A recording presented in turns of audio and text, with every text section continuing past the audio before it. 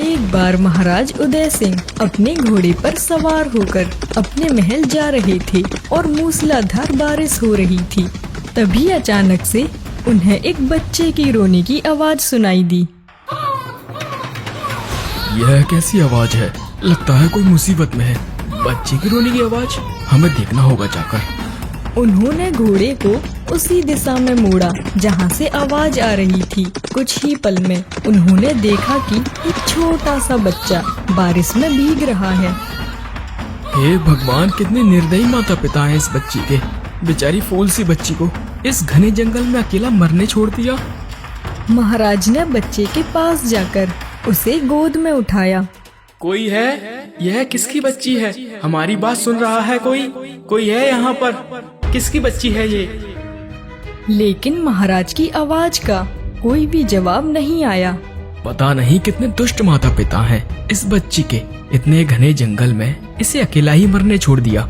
वो तो अच्छा है हम सही समय पर पहुंच गए, वरना कोई जंगली जानवर इस प्यारी सी बच्ची को खा जाता। अरे मेरी प्यारी बेटी, कोई बात नहीं। यदि तुम्हारे माता पिता ने तुम्हें नहीं पाला तो कोई बात नहीं, मैं हूँ ना। आज से मैं तुम्हारा पिता हूँ और तुम मेरी बेटी। चलो अब हम घर चलते हैं। महाराज ने उस बच्चे को अपने हृदय से लगाया और अपने घोड़े पर बैठकर महल की ओर चल दिए। महल पहुंचते ही महारानी जी ने महाराज को देखते ही आश्चर्य से पूछा, अरे महाराज, ये किसकी बच्ची ले आए आप? ये कौन है? महारानी जी, ये हमें जंगल में मिली और इसके माता पिता वहाँ नहीं थे। हमने बहुत प्रतीक्षा की पर कोई नहीं आया, तो हम इसे अकेला कैसे छोड़ सकते थे। इसीलिए हम इसे अपने साथ ही ले आए। अब से हम भी इसे अपने बेटे की तरह ही पालेंगे। हाँ महाराज, हमारे पास एक राजकुमार तो है ही, अब एक राजकुमारी की भी कमी पूरी हो गई। हम इसका नाम अदिति रखेंगे, एक सुंदर और प्यारा नाम। और इस तरह राजा और रानी अपनी बेटी अदिति और बेटे राजकुमार को पालने लगे। उन्होंने अदिति का बहुत अच्छे से ख्याल रखा, उसे किसी भी चीज की कमी नहीं होने दी। समय बीतता गया। राजकुमारी अदिति अब 5 वर्ष की हो गई थी और राजकुमार भी अब 7 वर्ष का हो चुका था। भैया भैया, मैंने ना एक बहुत सुंदर जगह देखी है। वहाँ सुंदर सुंदर पक्षी और प्यारे प्यारे जानवर हैं। चलोगे ना आप? परंतु बहन, हमें पिताजी से पूछना होगा। बिना उनकी अनुमति के जाना सही नहीं है। अरे क्या भैया, आप भी पिताजी से पूछोगे तो वह कभी नहीं जाने देंगे। हम चुपचाप से जाएंगे और चुपचाप से वापस आ जाएंगे। किसी को कुछ पता नहीं चलेगा। राजकुमार अपनी छोटी बहन की बातों में आ गया और दोनों चुपचाप से महल से निकलकर जंगल की ओर चल दिए। वे जंगल में घूमने लगे, खेलते कूदते रहे। राजकुमार वहीं खड़ा रहा। तभी अचानक से उसके पैर में एक सांप ने काट लिया और राजकुमार ने एक चीख निकाली और जमीन पर गिर गया। भैया भैया, आपको क्या हुआ? भैया उठिए ना, आप चिंता मत कीजिए, मैं अभी पिताजी को बुला कर लाती हूँ। अदिति तुरंत महाराज को बुलाने के लिए महल की ओर भागी और वह हाँफती हुई महाराज के पास पहुँचती है। पिताजी पिताजी, जल्दी चलिए, भैया को कुछ हो गया है। हम वन में खेलने गए थे पर अब भैया उठ नहीं रहे हैं। आप जल्दी चलिए। क्या हुआ राजकुमार को? चलिए हमें बताइए, कहाँ है राजकुमार? महाराज यह सुनकर घबरा गए। वो तुरंत सैनिकों के साथ दौड़ते हुए उसी वन में पहुँचे और उन्होंने देखा कि उनका बेटा राजकुमार जमीन पर अचेत पड़ा है। महाराज ने उसे अपनी गोद में उठाया और रोते हुए महल ले गए और तुरंत ही राजवैद्य को भी बुलाया। वैद्य जी, अरे देखिए ना, हमारे बेटे को क्या हो गया है। इनका शरीर नीला ही पड़ता जा रहा है। देखिए आप, जल्दी देखिए। वैद्य जी ने राजकुमार की जांच की। उनका शरीर जहर के कारण पूरा नीला पड़ चुका था और वैद्य जी ने दुखद स्वर में कहा, क्षमा कीजिएगा महाराज, अब युवराज की मृत्यु हो चुकी है। उन्हें एक विशाल और जहरीले सांप ने काटा था। आज से पहले हमने इतना जहर वाला सांप कभी नहीं देखा। हे भगवान, हमने किसी का क्या बिगाड़ा है, पता नहीं मेरे बेटे को सांप ने क्यों काट लिया। क्या दुश्मनी थी मेरे बेटे से। हमें अब जीना नहीं है महाराज, हमारी गोद सूनी हो गई। शांत हो जाइए रानी जी, अपने आप को संभालिए। महाराज, मैं आपसे एक विनती करता हूँ, युवराज को अग्नि देने की बजाय जमीन में दफन कर दिया जाए, ताकि उनके शरीर में फैला जहर जमीन में ही दफन हो जाए, क्योंकि जिस सांप ने उन्हें काटा है वह बहुत ही जहरीला था। महाराज ने भारी मन से वैद्य जी की बात मान ली और सैनिकों द्वारा राजकुमार को महल से दूर एक जंगल में दफना दिया। 2 दिन बीत गए थे। महल में मातम सा छाया हुआ था। महाराज उदय सिंह अपनी रानी के कक्ष में गए, जहां महारानी अभी भी राजकुमार के जाने का शोक मना रही थीं। महारानी जी, आखिर कब तक आप अपने बच्चे का शोक मनाती रहेंगी? जितना दुख आपको है उतना दुख मुझे भी है, और वैसे भी जो होना था वो हो चुका है। इसमें हमारी कोई गलती नहीं है। ये सब तो भगवान के हाथों में है। आपने 2 दिन से कुछ भी नहीं खाया है। चलिए उठिए, कुछ खा लीजिए। महाराज, मेरी आंखों का तारा मुझसे दूर हो गया। काश भगवान उसकी जगह मुझे ले लेते तो क्या बिगड़ जाता मेरा फूल सा बच्चा। महारानी जी, शायद आप भूल रही हैं, हमारे पास हमारी अदिति है। आखिरकार वो भी तो हमारी पुत्री ही है। और वैसे भी किसी के जाने से जिंदगी थोड़ी ना रुक जाती है। चलिए आप कुछ खा लीजिए। जब तक आप कुछ नहीं खाएंगी हम भी नहीं खाएंगे। ठीक है महाराज, हम इसे एक बुरा सपना समझकर भूलने की पूरी कोशिश करेंगे। हमारी बेटी अदिति ने भी कुछ नहीं खाया, उसे भी बुला लाइए, हम सब साथ में खा लेंगे। महाराज उठकर अदिति के कक्ष की ओर चल दिए। जैसे ही वे कक्ष के पास पहुँचे, उन्हें अदिति के चीखने की आवाज सुनाई दी। पिताजी, पिताजी जल्दी आइए, देखिए माँ को सांप ने काट लिया। पिताजी जल्दी आइए। महाराज दौड़ते हुए वापस रानी के कक्ष में गए। उन्होंने जाकर देखा कि महारानी जमीन पर पड़ी हुई थी। हे भगवान, रानी जी ये कैसे हो गया? अभी तो हम आपको सही सलामत छोड़कर गए थे, पर अचानक से क्या हुआ आपको? उठिए रानी जी, उठिए। आप चिंता मत कीजिए, हम आपको कुछ नहीं होने देंगे। सैनिकों, जाइए और जल्दी से हमारे वैद्य को बुला कर लाइए। एक सैनिक तुरंत राज वैद्य जी को बुलाकर लाया और वैद्य जी ने तुरंत महारानी जी की नब्ज देखकर कहा, महाराज, जैसे आपके पुत्र को काटा था वैसे ही महारानी जी को भी उसी सांप ने काटा है। महाराज, यह सांप बहुत जहरीला है, इसके काटने से कोई भी जीवित नहीं बच पाया, और अब महारानी जी भी इस दुनिया में नहीं रही। वैद्य जी, आप क्या बोल रहे हैं? आप ठीक से देखिए ना महारानी जी को। इनका कोई बचाने का उपाय तो जरूर होगा ना, कोई औषधि या जड़ी बूटी। अगर महारानी जी को कुछ हो गया तो हम अकेले रह जाएंगे। हम अपने पुत्र को तो नहीं बचा पाए, पर हम महारानी जी को जरूर बचाएंगे। इसकी औषधि न बनी है न होगी। महाराज, मैं आपसे फिर से वही प्रार्थना करता हूँ कि रानी जी को जल्द से जल्द मिट्टी में दफन कर दिया जाए। यदि इनके जहरीले कीटाणु हवा में उड़ने लगे तो हम भी इसी तरह मर जाएंगे। माँ, आप हमें छोड़कर नहीं जा सकती।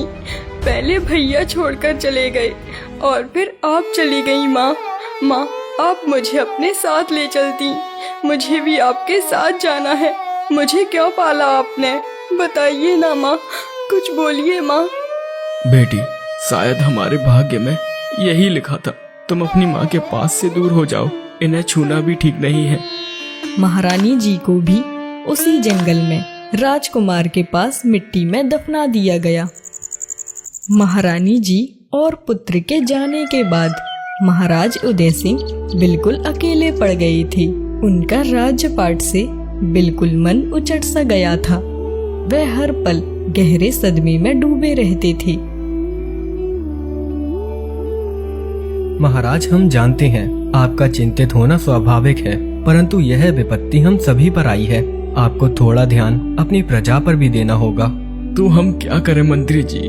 हमारी हंसती खेलती जिंदगी तबाह हो गई, सब कुछ खत्म हो गया। हमारे बाद हमारे राज्य का क्या होगा? महाराज, हमारी प्रजा भी आपके भरोसे बैठी है। यदि आप ही टूट जाएंगे तो फिर प्रजा का क्या होगा? हम किस मुंह से अपनी प्रजा के सामने जाएं? हम अपनी पत्नी और बच्चे को तो नहीं बचा पाए, तो फिर प्रजा को क्या बचा पाएंगे? सच कहा आपने, परंतु हमें इसका समाधान करना होगा। हमें इसका रहस्य पता लगाना होगा और इसका समाधान अब हमारे राज्य के गुरुजी ही कर पाएंगे। हमें कल ही उनके आश्रम जाना होगा और उन्हें अपनी सारी समस्या बतानी होगी। अब तो वो ही हमें मार्ग दिखा पाएंगे। हाँ मंत्री जी, ये तो मैंने सोचा ही नहीं। तुम ठीक कहते हो। हम कल सुबह होते ही अपने राज्य के गुरु के पास जाएंगे। शायद अब वो ही हमें इस विपदा से बाहर निकाल सके। अगली सुबह होते ही मंत्री जी और महाराज उदय सिंह अपने गुरुजी के आश्रम जाते हैं और आश्रम पहुंचने के बाद उन्होंने सारी घटना विस्तार पूर्वक सुनाई।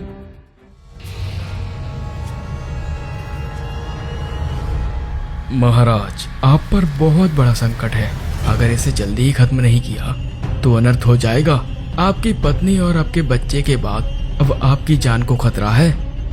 गुरुजी, मुझे कुछ भी हो जाए कोई चिंता की बात नहीं है, पर मेरी बच्ची को कुछ नहीं होना चाहिए। वो तो बहुत मासूम है, छोटी है।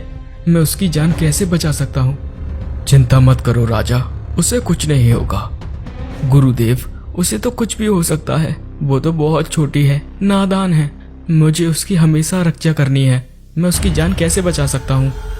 राजन, जिसे तुम नादान और मासूम बच्ची समझ रहे हो, वो कोई और नहीं बल्कि एक इच्छाधारी नागिन है और वो तुमसे अपना बदला लेने आई है। नहीं नहीं गुरुदेव, ऐसा नहीं हो सकता। वो ऐसा कभी नहीं कर सकती और वो तो फूल सी बच्ची है। वो नागिन कैसे बदला लेगी? मैंने किसी का क्या बिगाड़ा है गुरुजी? जाओ राजा, उसी बच्ची से पूछो, वही तुम्हें सच का सामना कराएगी। गुरुजी के कहने पर महाराज जल्दी अपने महल जाते हैं और अपनी बच्ची से पूछते हैं, मेरी प्यारी बेटी अदिति, आखिर ये सब क्या है? क्या तुमने सच में मेरे बेटे को और मेरी पत्नी को मार डाला? मुझसे मेरी सारी खुशियाँ छीन ली। क्या गलती थी बेटा मेरी? आखिर तुमने क्यों किया? हमें किस बात की सजा दी है तुमने? बताओ बेटा, ये सब सच नहीं है ना बेटा? हाँ महाराज, हाँ, मैंने ही मारा है उनको।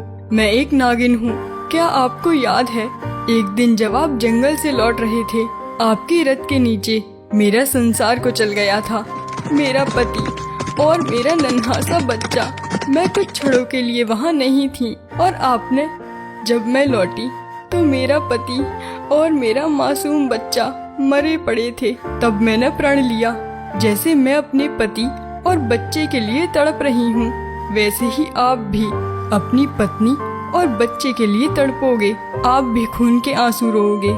मुझे क्षमा कर दो देवी, मुझसे घोर अपराध हो गया। ये सब मैंने अनजाने में किया है। मुझे बिल्कुल भी ज्ञात ना था कि मेरे वजह से तुमने इतना सब खोया है। अगर मुझे थोड़ा सा भी ज्ञात होता तो मैं उसी समय तुमसे क्षमा मांगता, तुम्हारे चरणों में गिर जाता। अब तुम ही कोई मुझे रास्ता दिखाओ, मैं क्या करूं? चाहो तो तुम मेरी जान ले लो और अपने पति और बच्चे को जीवन दान दे दो। मुझसे ये भूल अनजाने में हुई है देवी। यदि मुझे मारकर तुम्हारे पति और बच्चे जीवित होते हैं तो लो, मुझे डस लो और अपना बदला पूरा कर लो। नहीं महाराज, मैं आपको क्यों डसूंगी, बल्कि मैं तो आपकी पूरी प्रजा को ही निगल जाऊंगी और आपका सब कुछ खत्म कर दूंगी। सब कुछ राख हो जाएगा। परंतु हाँ महाराज, आपने मुझे बचपन से अभी तक इतने प्यार से जो पाला है, मैं जरूर आपकी मदद करूंगी। आप मेरे पति को जीवित कर दीजिए, मैं सब कुछ छोड़कर यहाँ से चली जाऊंगी। आपकी प्रजा को कोई हानि नहीं पहुँचाऊंगी। देवी, ये आप कैसी बातें कर रही हैं? जो व्यक्ति एक बार मर जाता है उसे पुनः जीवित करना असंभव है। यह प्रकृति का नियम है। महाराज, एक तरीका है, पर वह बहुत कठिन है, जिससे मेरे पति जीवित हो सकते हैं। अगर मेरे पति जीवित हो जाएंगे तो मेरा सारा क्रोध शांत हो जाएगा और मैं हमेशा के लिए आपके राज्य से दूर चली जाऊंगी। पूर्व दिशा में एक राज्य है, वहाँ जाओ। वहीं तुम्हें अपने सारे प्रश्नों के उत्तर मिलेंगे और शायद मेरे पति को जीवित करने का रहस्य भी। देवी, मैं जरूर वहाँ जाऊंगा, अब चाहे मेरी जान ही क्यों न चली जाए। महाराज उदय सिंह ने अपनी साधारण भेष धारण किया और चुपचाप अपने विश्वसनीय घोड़े पर सवार होकर वे पड़ोसी राज्य की ओर निकल पड़े। उन्हें चलते चलते 2 दिन और 2 रातें बीत गईं। जंगल, पहाड़ और नदियां पार करते करते आखिरकार तीसरे दिन की सुबह वे उस भव्य महल के पास पहुंच ही गए। वे दरबार में जाकर राजा को प्रणाम करते हैं और कहते हैं, प्रणाम महाराज, मैं एक यात्री हूँ और मैं दूर से यात्रा करके यहाँ तक आया हूँ। मेरी यात्रा बहुत लंबी थी महाराज, इस वजह से मैं थक गया हूँ। अब आपकी अनुमति हो तो क्या मैं इस महल में कुछ दिन विश्राम कर सकता हूँ? हाँ, आप जब तक चाहें इस महल में विश्राम कर सकते हैं। हमारा महल हमेशा अतिथियों के लिए खुला है। आपका स्वागत है। महाराज उदय सिंह को एक सुंदर और आरामदायक कमरा दे दिया गया, जहां वे थकान के कारण गहरी नींद में सो गई। अगली सुबह जब महाराज उदय सिंह जागे और अपने कक्ष की खिड़की से देखा तो वे आश्चर्यचकित रह गए। महाराज प्रजा को बहुत सारा धन बांट रहे थे। अरे सैनिक, ये महाराज आज किस खुशी में इतना सारा धन दौलत बांट रहे हैं? क्या आज कोई खास दिन है? अरे भाई, आपको नहीं पता क्या? हमारे महाराज आज ही नहीं, हर रोज इतना ही धन बांटते हैं। हमारे महाराज उदारता के प्रतीक हैं और हमारी प्रजा पर धन की कोई कमी नहीं है। परंतु उन पर इतना सारा धन आता कहाँ से होगा? ऐसे तो राजकोष खाली हो जाता होगा। ये कैसे संभव है? नहीं, हमारे महाराज जितना धन बांटते हैं उतना ही खजाने में बढ़ता चला जाता है। हमारे महाराज के राजकोष में धन की कोई भी कमी नहीं है। यह एक रहस्य है जो सिर्फ हमारे महाराज जानते हैं। ऐसा कहकर सैनिक वहां से चला गया और महाराज उदय सिंह अपने कक्ष में लौट आए और मन ही मन सोचने लगे, हमें इसके बारे में पता लगाना ही होगा कि आखिरकार महाराज पे इतना सारा धन आ कहाँ से रहा है। इसके पीछे कितना भी बड़ा रहस्य हो, हम पता लगाकर ही रहेंगे। महाराज उदय सिंह दूसरे राज्य की राजा की हर गतिविधि पर बारीकी से नजर रखने लगे। एक रात जब चारों ओर अंधेरा था, महाराज ने देखा कि पड़ोसी राजा चुपके से महल से बाहर निकल रहे थे। महाराज उदय सिंह भी तुरंत उनके पीछे पीछे जाने लगे। चलते चलते पड़ोसी राज्य के राजा एक घनी गुफा में पहुंच गए। एक भयानक रक्त पिशाचिनी पड़ोसी राजा का खून चूस रही थी। कुछ समय के बाद जब पड़ोसी राजा पूरी तरह अचेत हो गई तो रक्त पिशाचिनी ने अपनी हथेली से एक जादुई अमृत जल निकाला और राजा पर छिड़क दिया। अमृत जल के स्पर्श से पड़ोसी राजा तुरंत जीवित हो उठे। इसके बाद उस रक्त पिशाचिनी ने महाराज को खूब सारा धन दिया। धन लेकर पड़ोसी राजा वापस अपने महल लौट आए। तो महाराज के असीम धन के पीछे ये भयानक राज है। ऐसे तो महाराज को कितनी पीड़ा होती होगी, कितना कष्ट झेलना पड़ता होगा। ये तो नर्क भोगने से भी भयानक है। अब मुझे ही कुछ करना होगा। अगले दिन महाराज ने पड़ोसी राज्य के महाराज को एक ऐसी शक्तिशाली निद्रा औषधि पिला दी जिससे वे गहरी नींद में सो गए। अब महाराज उदय सिंह अकेले ही रक्त पिशाचिनी की गुफा की ओर जाने लगे और गुफा के अंदर चले गए। गुफा में पहुंचते ही रक्त पिशाचिनी प्रकट हुई और बिना कुछ कहे महाराज का पूरा खून चूसने लगी। वाह, आज तो मजा ही आ गया। इससे पहले इतना तंदुरुस्त और हट्टा कट्टा मांस मैंने पहले कभी नहीं खाया। फिर वही रक्त पिशाचिनी अपने जादुई अमृत जल से महाराज उदय सिंह को पुनः जीवित करती है। कौन हो तुम और तुम यहाँ क्या लेने आए हो? तुम्हारा मांस बहुत अच्छा था, मैं तुम्हें कुछ भी दे सकती हूँ। बताओ तुम्हें क्या चाहिए? धन, सोना चांदी या राजा बना दूँ या कुछ और? मेरी दो इच्छाएं हैं। पहली इच्छा कि मुझे ऐसा घड़ा दो जिसमें से जितना भी सोना निकाला जाए उतना ही कम हो, उसका सोना कभी भी खत्म ही ना हो। और मेरी दूसरी इच्छा है, मुझे ऐसा जल दो जिसे मृत प्राणी पर डालकर उसे पुनः जीवित किया जा सके। बस मेरी यही दो इच्छाएं हैं। रक्त पिशाचिनी ने महाराज की दोनों इच्छाएं पूरी कर दी। तभी महाराज उदय सिंह ने अपनी कमर से एक तेज धार वाला खंजर निकाला और पूरी शक्ति से उस रक्त पिशाचिनी की गर्दन काट दी। वह रक्त पिशाचिनी हमेशा के लिए मर गई।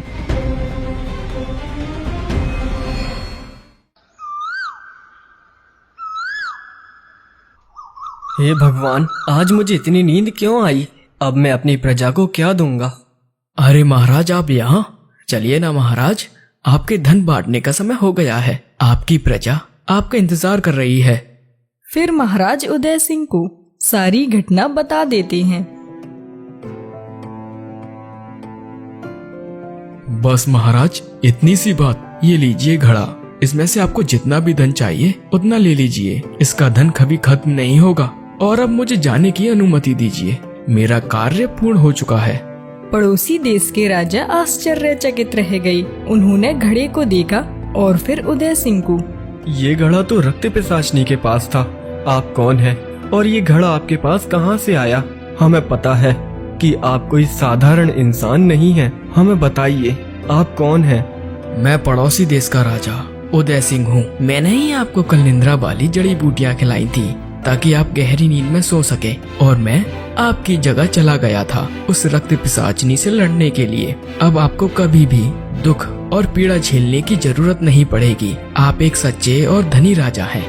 महाराज उदय सिंह ने घड़ा देकर तुरंत अपने महल की ओर रवाना हो गए। महल पहुंचकर उन्होंने सबसे पहले उस स्थान पर गए जहां नागिन के पति और बच्चे को दफनाया गया था। उन्होंने उस जादुई अमृत जल की बूंदें उन दोनों पर छिड़क दी। देखते ही देखते नागिन का पति और बच्चा दोनों जीवित हो उठे। यह देखकर नागिन बहुत खुश हुई और अपने असली रूप में आ गई। काश मेरा बेटा और मेरी पत्नी भी जीवित होते, कितना अच्छा होता। मैं इस राजपाट का क्या करूँगा? मेरा तो जीवन ही सूना हो गया। अरे महाराज, आपने मेरे पति और बच्चे को जीवित कर दिया इस जादुई अमृत जल से, तो क्या आप अपनी पत्नी और बच्चे को जीवित नहीं कर पाओगे? जाइए, उनकी हड्डियों पे यह जल छिड़क दीजिए ताकि वह भी जीवित हो जाएं। अरे ये तो मैंने सोचा ही नहीं। धन्यवाद देवी, आपने तो मेरी आंखें खोल दी। ऐसा कहकर महाराज उदय सिंह ने जल्दी से अपनी पत्नी और बेटे की अस्थियां निकलवाईं और उन पर यह जादुई जल छिड़क दिया।